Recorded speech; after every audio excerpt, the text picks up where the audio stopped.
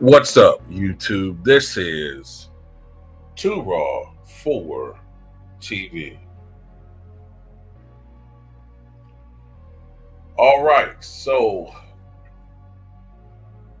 Caitlyn Clark of the Indiana Fever has emerged as the most popular WNBA player by far in that league. After a slow start, she has come on and has been sensational, especially the last half of the WNBA season. She was the Rookie of the Year, and she took the team, or led the team to the playoffs, where they lost 2-0 to the, I think it's the Connecticut Sun. She has been a financial phenomenon for the league. But while she has been and will be, quote unquote, box office for the sport and for basketball, there's a lot of baggage along with her. All right, there's a lot of baggage. Her fan base, some of her fan base, are not really fans of the sport. And instead,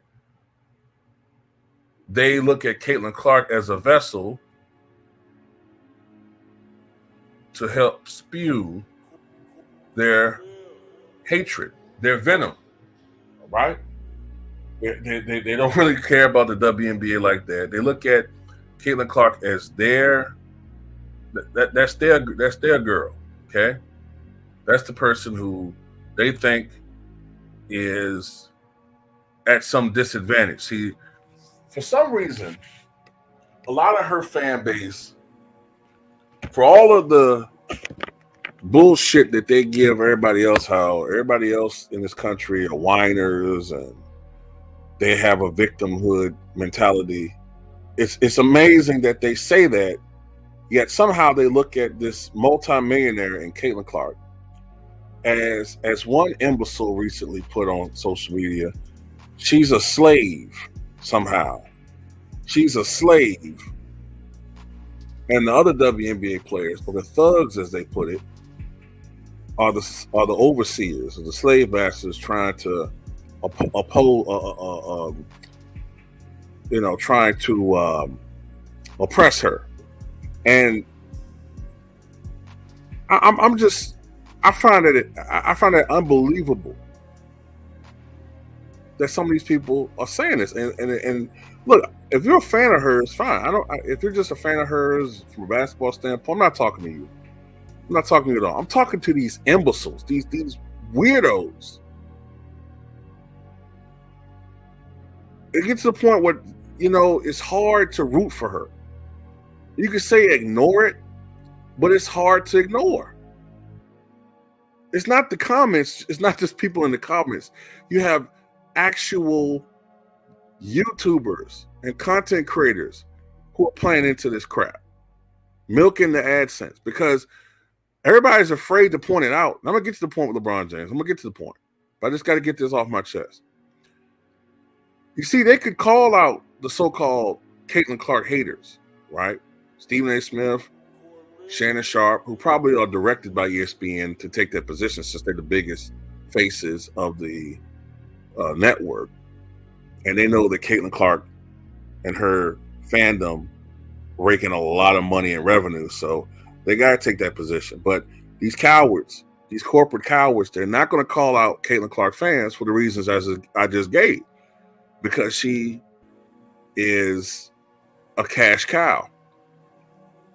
So they're called the Caitlyn Clark haters, but conveniently after she gets eliminated in the playoffs, then the WNBA wants to talk about, the racism in the fan base will not be tolerated. Yeah, you're afraid to call them out because you're afraid to upset that apple cart. So here comes LeBron, Stephen James.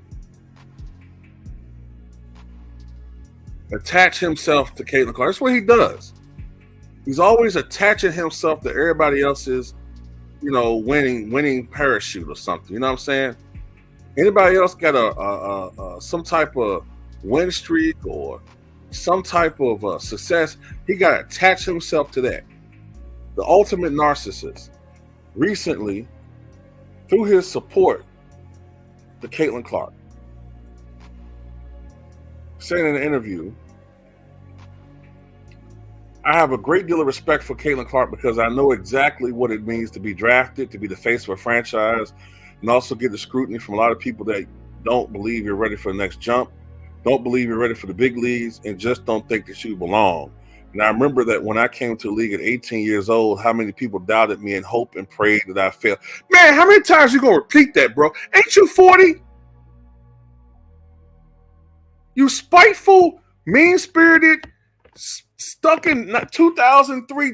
Man, Jesus. This man's the most insufferable human being in sports, bro. I don't know how many times I've seen him say that. When I was 18 years old, man, I mean, I had these doubters, man, all these people, man, that were, what world are you living in, bro? You were the most hyped NBA athlete ever. All the corporate media was behind you. I was rooting for you. What are you talking about? This imaginary persecution complex these dudes have, man. Oh, man, all these guys were against me, man. The whole world was against me.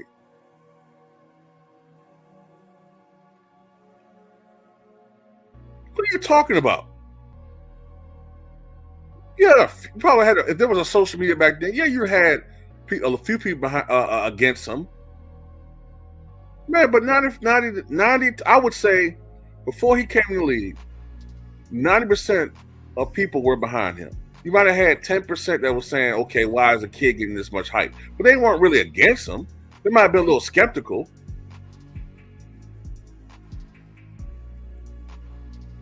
But here he come, attaching himself to old Caitlyn Clark. You're our biggest champion. A lot of this got to do with the fact that he's salty that Angel Reese said something about him a couple of years ago. You know what I'm saying? She said something about him a couple of years ago. You can look it up and find out what it is. That's pretty much what it is. Because ever since then, for the most part, he been real quiet when it comes to the persecution that Angel Reese been getting. Angel Reese cried at a press conference because of some of the things she's going through. And she still goes through a lot of that stuff. He was crickets. But as soon as Caitlyn Clark comes around, here he comes. Like I said, he's always attaching himself to something. Remember when the Rams had a parade and he wanted to attach himself to that? Any athlete got any win streak, here he come. Oh, man. I tell you, what Aaron Judge doing right now, man, is amazing, man. It reminds me of my rookie year.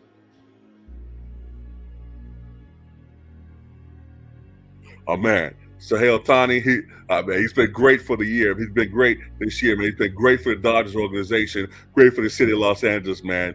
The year he's having, it reminds me of my rookie year, man. Yeah. Also reminds me of my first year in Miami, man. All the doubters, yeah, man. Man, maybe sometimes I play baseball, I remember my rookie year, man.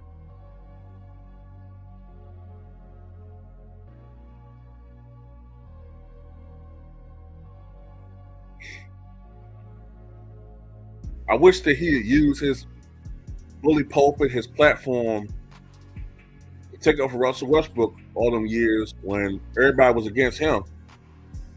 I mean, that was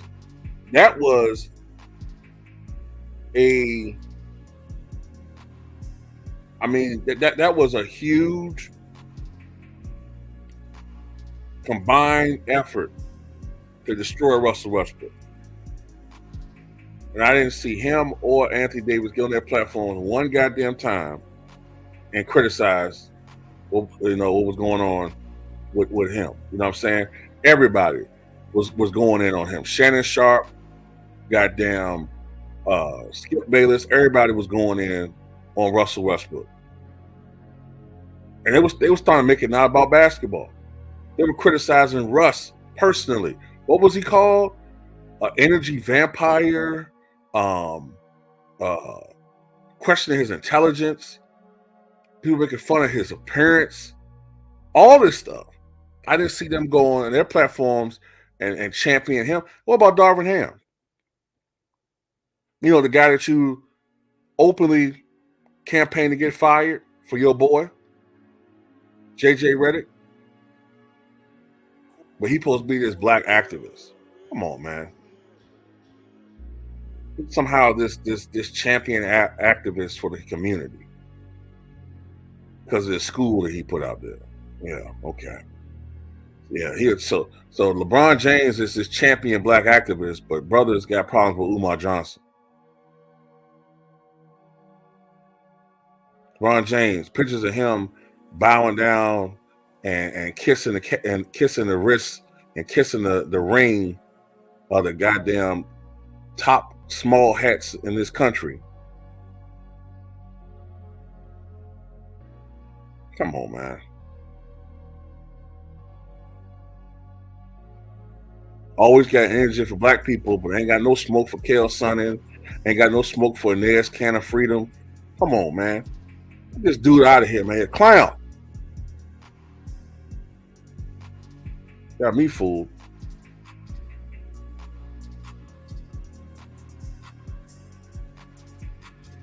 Oh man, Caitlyn Clark, man. Ha, ha, yeah, you know, ha, ha, ha, man, ha, ha, ha.